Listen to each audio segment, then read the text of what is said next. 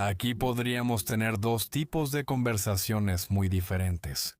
Podemos hablar de la religión tal como es, para la mayoría de las personas la mayor parte del tiempo.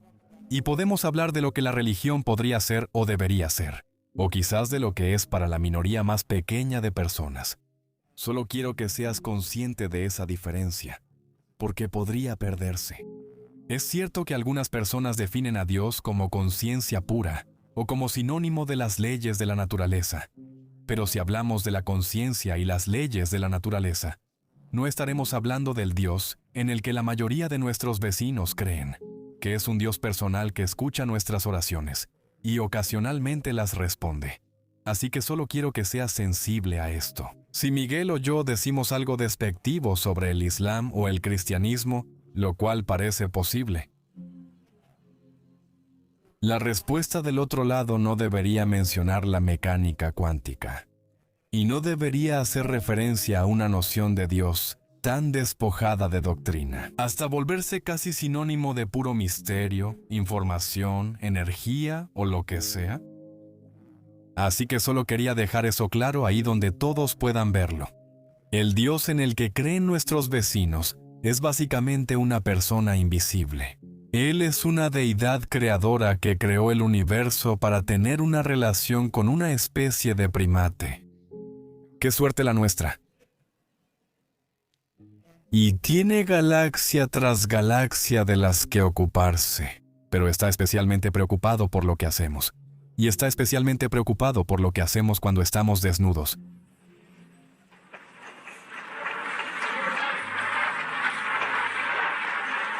Y probablemente desaprueba la homosexualidad.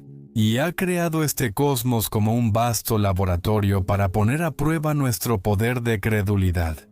Y la prueba es esta. ¿Puedes creer en este Dios con malas pruebas? Es decir, con fe.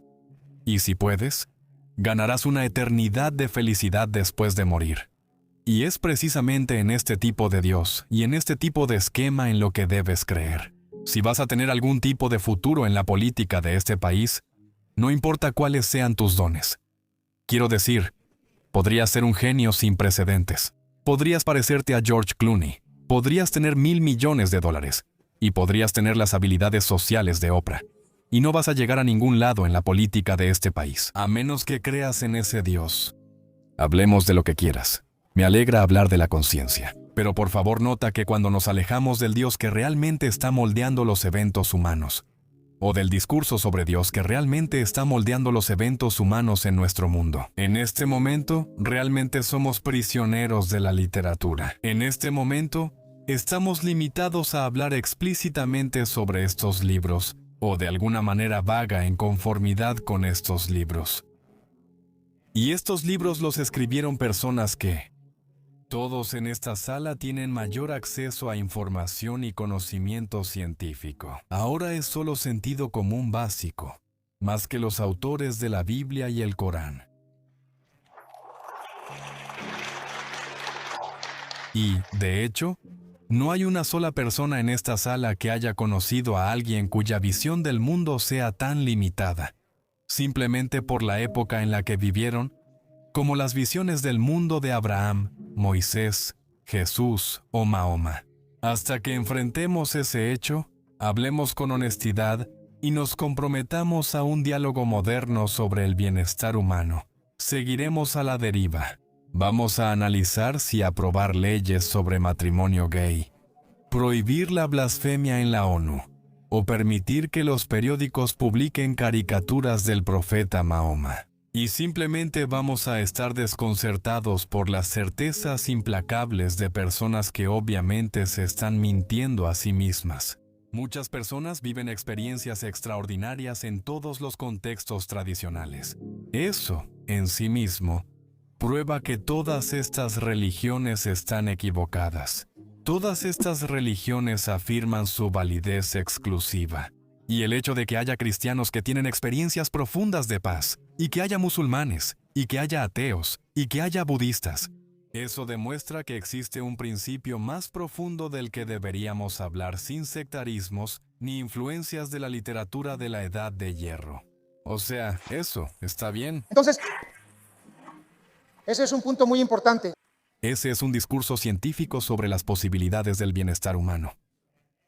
Puedes ponerte tan esotérico como quieras, hablar de autotrascendencia o del ego como ilusión. Puedes preguntar cuál es la relación entre la conciencia y el mundo físico. Y la verdad es que, cuando llegas a algunas de esas áreas marginales, estás entrando en un área de verdadera ignorancia científica. Lo primero que debes hacer, por honestidad intelectual, es admitir ignorancia, no afirmar que tú, al cerrar los ojos, puedes darte cuenta de tu identidad con todo el cosmos y el origen de ti mismo, yendo antes del Big Bang con tus intuiciones sin reservas. Mencionaste estas grandes tradiciones de sabiduría que él rechaza por ignorancia. Tú recurres a ellas, ¿cierto? Puedes resolverlo. O sea, ¿qué implica cambiar la historia? ¿En el Islam? Hablemos solo de hechos. Abres el Corán. En el 4º capítulo, dice que las esposas desobedientes deben ser azotadas por sus esposos. Bien, eso es lo que dice. En el Antiguo Testamento muchas cosas. Dice eso. En el libro hindú de Deepak, solo tomo el Islam como ejemplo. Porque es cierto en todas las religiones. ¿Está bien? Entonces puedo elegir el judaísmo. ¿Te sentirías más cómodo si elijo el judaísmo? Como ejemplo, es lo mismo. Sí, todos estos libros son letanías de prácticas bárbaras. Pero el punto es que los musulmanes deben cambiar la historia. Pero no pueden cambiar el Corán. El Corán es la palabra perfecta de Dios. Tienen que analizar la palabra azotada. Y los más ilustrados de ellos tienen que decir cosas como, bueno, en realidad no significa que saques el látigo y la azotes. Podría ser una especie de acto ceremonial, como una palmada, ya sabes, solo un breve castigo que en realidad no duele. Y así obtienes una variedad, pero en ningún punto de esa variedad obtienes verdadera equidad, verdadera compasión y verdadero entendimiento entre los sexos. Y para lograr eso, tienes que admitir, está bien, esto es una tontería bárbara que simplemente deberíamos ignorar. Y la religión no te da las herramientas para hacer eso. Y hablar de Dios es profundamente engañoso o inútil, o simplemente es parte del problema. La gente busca la felicidad, distingue entre felicidad y sufrimiento, y desea pertenecer a una comunidad. Quieren sentirse lo mejor que han sentido en su vida, y mejor de lo que jamás han sentido. Y constantemente notan que la vida hace que eso sea difícil. Y nuestras tradiciones espirituales son una respuesta a esa circunstancia. Y nuestras creencias, las creencias que nos consuelan sobre lo que sucede después de la muerte, obviamente son una respuesta a esa circunstancia. Tu hijo muere. Con lo que te enfrentas de inmediato es, ¿qué puedo hacer ahora para no sufrir de esta manera por el resto de mi vida?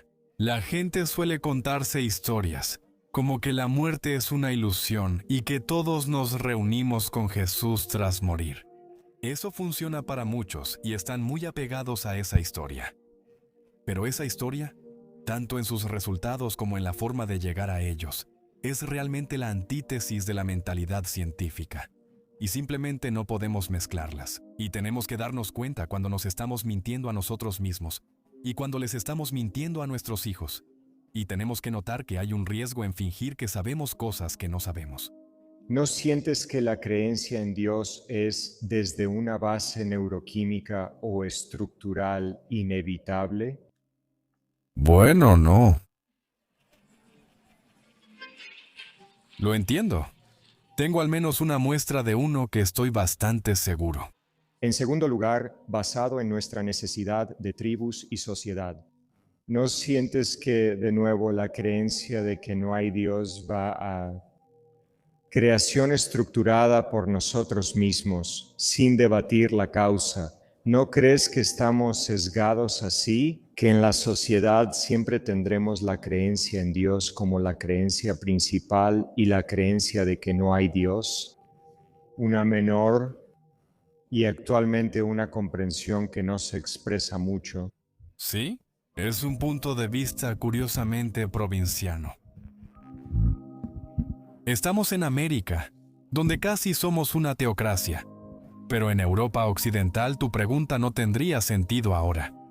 Es una región muy secular. Si visitas Escandinavia, cambia por completo. Entre 60 y 80% de las personas, según la pregunta, lo perciben así. En Dinamarca, por ejemplo, son ateos. Quiero decir, no creen, tratan al Dios de Abraham como nosotros tratamos a Zeus. Solo actualiza el navegador en tu mente y verás que en realidad son equivalentes. Y estamos en una circunstancia sorprendente, donde la mayoría de la gente en nuestra sociedad realmente está preocupada por Zeus. Y tenemos. Mañana tomas el New York Times y te aseguro que la sección internacional será algo como ¿qué hacen hoy los musulmanes locos? Y si te das cuenta de que lo que están haciendo es basado en una creencia, que es igual que una creencia en los dioses del Monte Olimpo. Imagina que dibujar caricaturas de Hércules pudiera costarte la vida.